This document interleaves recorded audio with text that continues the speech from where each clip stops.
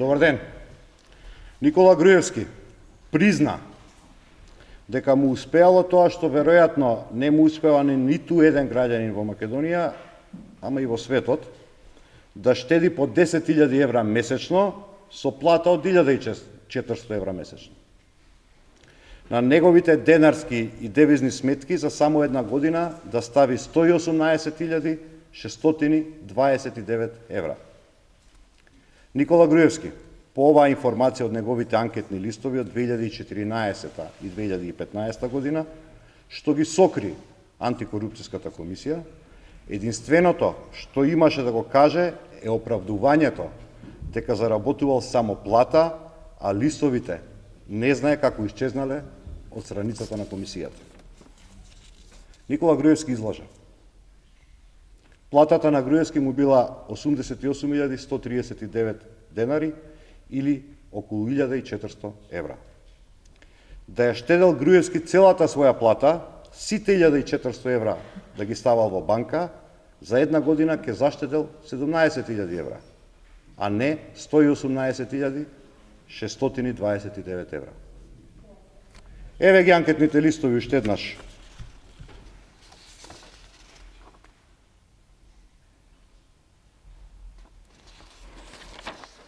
На нив самиот Груевски пријавувал уплати на девизи и денарски сметки од 300.000 до 3 милиони денари и за нив во графата основ за стекнување или не дал податок, или рекол дека ги стекнал на друг начин. Никола Груевски е должен на 500.000 македонски граѓани кои ги доведе до сиромаштија со неговите политики да им го открие неговиот успешен начин на заштеди од 118.629 евра за само една година. Граѓаните слушна од проектот Вистината за Македонија, за офшор релациите на Груевски со рајски земји, за милионските тендери што се договарале, за комбињата што шетале да бараат милионски парцели по Скопје и по Водно. Дали Груевски незаконски се богати? Дали офшор релациите со рајските земји го збогатиле Никола Груевски за 118.629 евра за само една година, според официјално достапните податоци? Антикорупцијската комисија, која што случајно ги сокри анкетните листови за имотната состојба на Груевски за 2014 и 2015 година, не може да го спаси Груевски. Не може да го спаси ниту нарачаната аболиција кај Ѓорге Иванов за него и за неговите соработници. Да не се теши Груевски дека нема да има поништување на аболицијата. Ќе има. И сите кои правеле злоупотреби ќе поднесат сметка пред граѓаните на Република Македонија. Благодарам, поверете се прашање.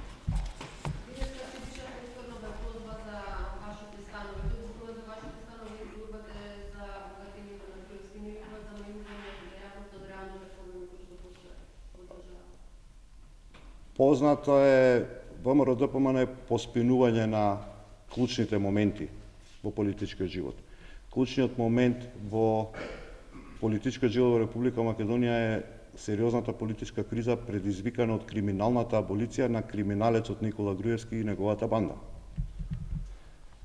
Каков е, што е и колкав имотот на Шилегов е споредно прашање во однос на овие големи прашања. Кажа во изминатиот период, повторно пред вас, дека мојот имот е предмет на истражување 8 или 9 пат во овој момент се одбива за потеклото на имотот. И ваквите партизирани институции не можат да најдат ништо незаконито во тој имот.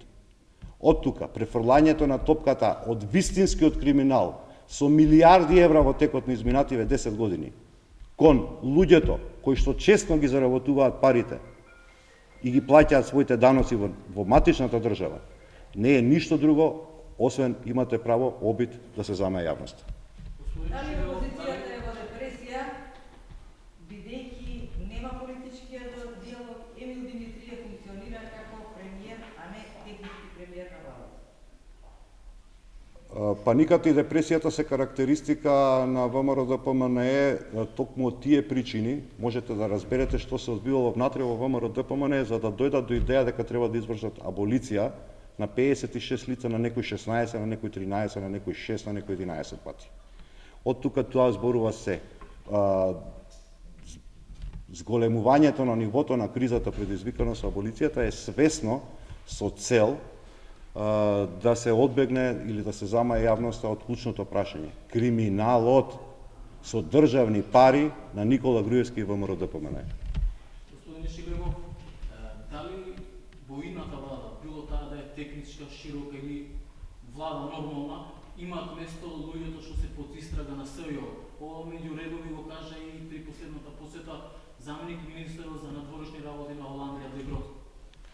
Ако беше Македонија правна држава каква што не е, луѓето кои што се огрешија од законот и кои што се предмет на истрага досега требаше да бидат во затвор. Ајде уште едно прашање, ако може, дали има и воопшто има некакви разговори околу решавање на оваа статускво ситуација и како би вашиот став во однос на иницијативата на ДУИ да се обнови политичкиот диалог?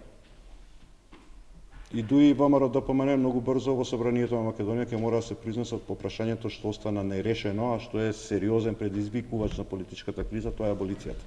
Додека целосно не се поништи нарачаната аболиција за криминалците од врвот на ДУИ на ВМРО-ДПМНЕ, не може да стане збор за политички диалог. Во оваа држава правото или ќе владее за сите, или нема да владее за никого.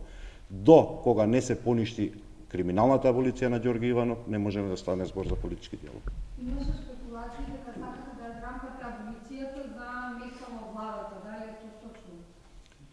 Тоа е денешен спин од провладините пропагандистички куќи. Јасно и десетно. Никола Груевски може да сања или сонува за прифаќање на аболиција. Аболицијата во Република Македонија ќе се поништи и ние знаеме дека е тоа најголемиот кошмар на Никола Груевски. Прифаќање на било какво шпекулирање околу можност за непоништување на аболицијата е само сон кој што никогаш нема да се реализира на Никола Груевски.